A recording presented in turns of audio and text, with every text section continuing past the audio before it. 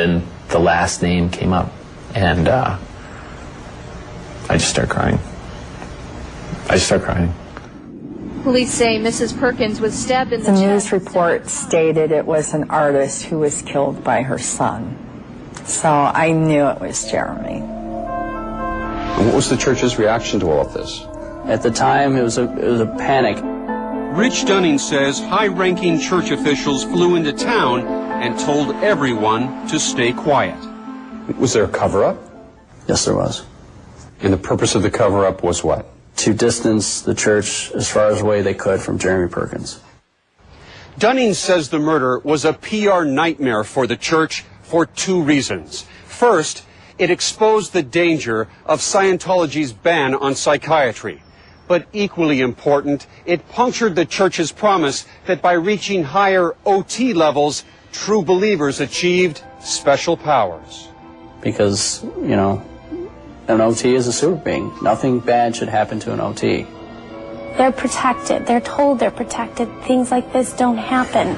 Gabrielle Carlson hoped the shock of the tragedy would finally force her brother to question the church. And I love him very much, and I will always love him very much. Her hopes were in vain. Absolutely nothing. Nothing changed. It's kind of brushed over. Hush, hush. Move on. Don't talk about it. But the Perkins family tragedy could not simply be brushed over. Now, Jeremy was facing the charge of murdering his mother.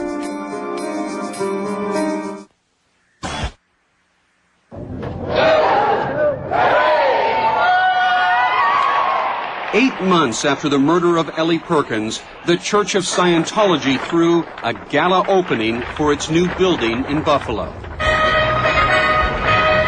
Jeremy Perkins was unable to attend the party. He was behind the barbed wire at the Rochester Psychiatric Center. I didn't think it was wrong for why he did it. Why not? Because I thought she was evil at the time. Within days of his arrest, Jeremy was put on antipsychotic medication. Dr. Joseph says the drugs did not cure Jeremy, but at least they stabilized him. The change was dramatic, it was remarkable, and I firmly believe, as his doctor in those days, had he received psychotropic medication, perhaps been in a mental hospital for a period of time, I don't think this would have happened. That's just a hackneyed response by psychiatrists. It's typical of what they will say, because there is no evidence that a psychotropic drug is going to prevent an act of violence. Scientologist Jan Eastgate believes all psychiatrists are corrupted by connections to the pharmaceutical industry. But curiously, John Nucciarino says Jeremy has his own opinion. Jeremy himself told me that he firmly believes that had he been taking these medications, that it would not have happened. Ken Case's prosecution of Jeremy Perkins effectively ended when the state's own psychiatrist concluded that he was not responsible for the murder. The court sent Jeremy to the secure Rochester facility. Have there been incidents at the institution? Has he been violent toward anyone? There's been no such incidents. Jeremy is a perfect patient for the people that are there.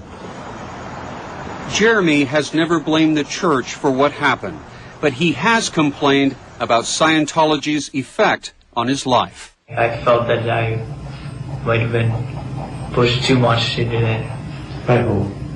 My parents. How did they push you? Because anytime there was a problem, they said that we can handle it in Scientology, which is good, but I lost because I tried to help out too much there when I could have been with my friends. The Perkins tragedy did not seem to alter the church's position on psychiatry. In 2005, Tom Cruise made his now famous denunciation on national television. Psychiatry is a pseudoscience. You don't know the history of psychiatry. I do. Tom, stick to acting. Don't practice medicine without a license. It doesn't suit you. What do you say to the millions of people who believe that they are benefiting from these drugs? People who may be watching this broadcast tonight. you know, they need to get thoroughly informed. They're playing a game of Russian roulette with their life.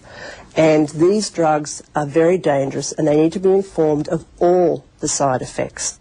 Don Perkins and his daughter Danielle remain devoted to Scientology. After John Nucciarino spoke with 48 Hours, Jeremy was paid a visit from a senior church staffer. Nucciarino was then dismissed and replaced by Richard Griffin, whose firm has worked for the Church of Scientology in the past. No one in the Perkins family agreed to our requests for on-camera interviews. The attorney for Don Perkins explained in a letter that Mr. Perkins was wary of our program because it had a pre-existing agenda in favor of psychiatric drugs. For everyone touched by the murder of Ellie Perkins, there is a palpable sense of loss and regret. It's just an unnecessary, tragic, horrific, violent crime that happened to a very decent woman. Mrs. Perkins, why didn't you give us a chance? Please. It didn't have to be that way. Both Gretchen and Dawn mourn the loss of their friend and worry what will become of the son she loved so dearly. He has to live the rest of his life knowing what he did to a mother that he loved very much.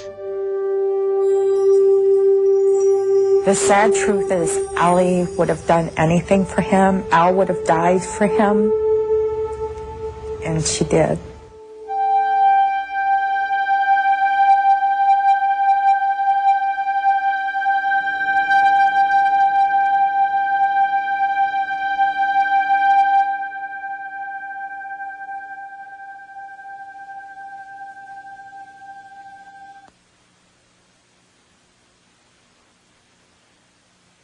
A respected lawyer and his wife viciously attacked. He swung the axe dozens of times. He was killed. It was very personal. Somehow, she survived. She could not speak. She held her hand up and she was gesturing me over. And I said to her, "Can you hear me?" And she nodded her head yes. Police say what she did next was remarkable. And the answers that she gave me absolutely blew this case wide open. Memory of murder